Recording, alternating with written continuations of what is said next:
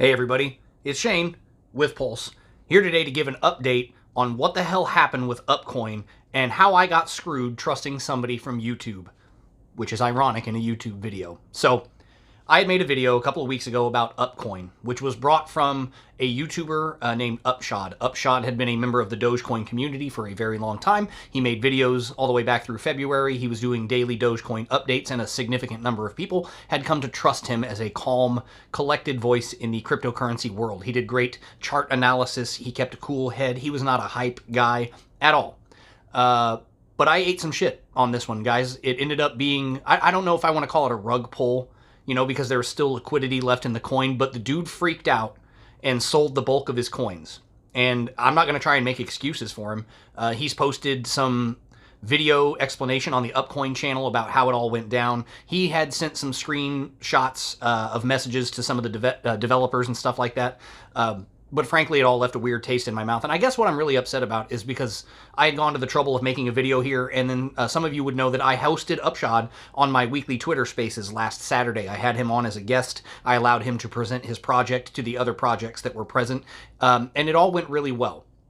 So I'm going to sum it up as short as I can because it's been 48 hours of bullshit, and I'm just sick of talking about it, honestly. And I need to make a video because I made a video talking positively about it, so I need to make a video kind of kicking myself in the ass for it. So what basically happened is I guess at some point he just got sick of being cyberbullied. The Dogecoin community was very upset that he had made another coin. They believed that that coin was competition for Dogecoin, which it's hard to say that it wasn't. I mean, every coin is kind of competitive with another coin, but my community-driven crypto thing is supposed to be bridging that idea that we all need to be in this together.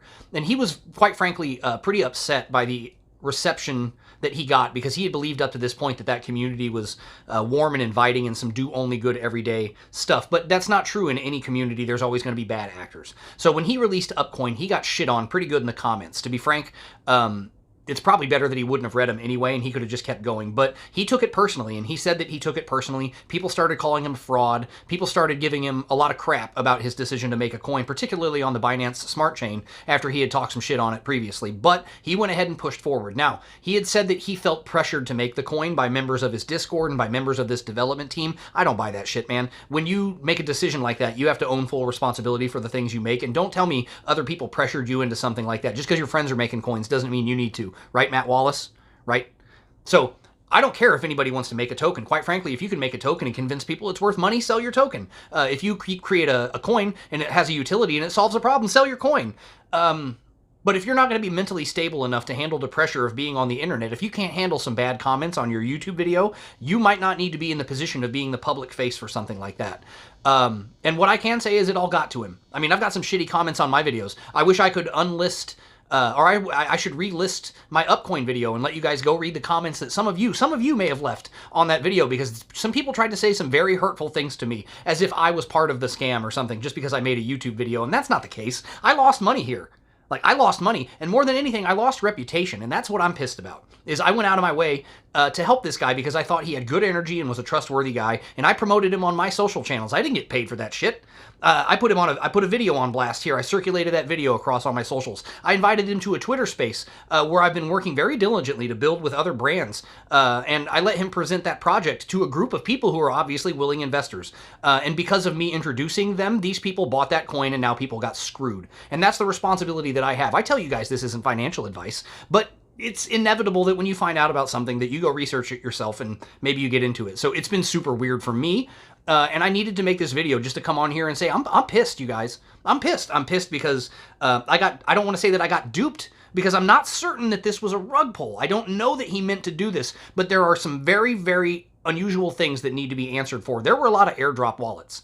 And that's something that I probably should have caught when I was doing my own diligence, but it was something that went unnoticed for a lot of people. How many airdrop wallets were there? How did he start selling these airdrop wallets? How many tokens per wallet did you need to put in there to keep them under the radar? And then there are now, if you go to the appropriate Discord, there are literally Excel sheets showing when and how much each of these wallets was going to sell. And we watched it go through yesterday, 1 minute after another, and sell exactly what they said it was going to sell. Shout out to Charlie DiMaggio in what used to be the Upcoin Discord or the Upshod Discord, because all of the social media was deleted. So we spent the last 48 hours basically scrambling to reassemble a community to do crypto forensics and try and discover what happened. We ended up sending the police to this man's house for a wellness check. That's a big deal. Like, to accidentally put yourself in a position where a community has to force dox you and send the police to your door just to get you to answer a text message is not good. So I guess I'm just upset. I guess I'm a little ashamed that I made the video and ended up, getting screwed myself and potentially exposing you guys to something. So formal apologies to those of you that saw that video and any way hold me responsible for that. But to be clear, it was all a personal decision on your part. Nothing I say here ever makes you do anything. So if you get an idea because of me, remember that I'm an absolute idiot too, right? We're all just apes here looking for bananas. And what I want to close with, because I don't want this video to go too long, there's 1,000 new videos hitting YouTube today because it's easy to tear someone down. I was the first Upcoin video saying positive things, and now there's 1,000 people saying negative things. So what I want to do here is I want to speak directly to Upshod. Not that he's going to see this video, but Upshod, if you are watching this, I understand. I mean, I make these videos too. I've been watching you since February. I've watched your growth. I've watched your channel grow. I watched through the Saturday Night Live run-up. I saw the pure excitement. I saw the joy. I mean, I've been along for the ride. I didn't buy Upcoin because I thought it was going to make me a millionaire. I bought it because I trusted you, man. And I understand internet pressure. I even understand getting pressured to do something you don't want to do. But I just wish there was some way it could have been handled differently. I wish you could have sent somebody a message and say, hey, man, this is all too much for me. Let me sign over the contract. Let me turn the contract over. Let me send the tokens to you guys and just get this out of my hands. But it's going to be really hard to reconcile for a lot of people that this wasn't intentional with those airdrop wallets that you set up. It's going to be real hard to reconcile because of the extended silence. And quite frankly, the fact that we had to send the police to get you to answer your dev team's texts sucks. So I simultaneously feel for you and feel for what you're going through, but do feel like my trust was violated. And understand that the community feels that same way too. And you don't owe us shit. You don't owe us anything. Cryptocurrency is a do-it-at-your-own-risk type of thing. And when you said that you felt the pressure to make those daily Dogecoin videos, I want to let you know no one was pressuring you to do that but yourself. No one makes me make these videos. I don't make these on a fixed timeline, and I certainly don't put myself under that pressure. Other YouTubers I know have suffered for doing the same thing. You get caught up in these artificial timelines because suddenly you get messages if you don't upload at the same time every day. These people have a sense of entitlement about content creation, and I think that you, Upshod, got caught up in that sense of entitlement, and you allowed yourself to feel unnecessary and unnatural pressure. So I'm sorry that that happened to you, and I hope you can figure something out. But at the same time, I harbor anger and resentment about what you did because there were people that were hurt by this, and that's not right. So I don't really know how to close out this video, you guys. We didn't really talk about like charts. We didn't really talk about anything positive for cryptocurrency, and normally I say something cute like keep the candles green, but this one just sucks. Kind of left a bad taste in my mouth. So I apologize to any of you that were upset about the Upcoin video. I apologize to any of you that are underwater on this one because I lost money on this one too. But at the end of the day, cryptocurrency is a risky investment, and you should never invest more than you can afford to lose. Never invest more than you can afford to lose. Never invest more than you can afford to lose. That's the lesson we take away from this. So my name is Shane. I'm with Pulse. Hope you guys still trust me because I'm here spitting the real shit. Sorry it all happened, and stay tuned for the next one. Keep the candles green.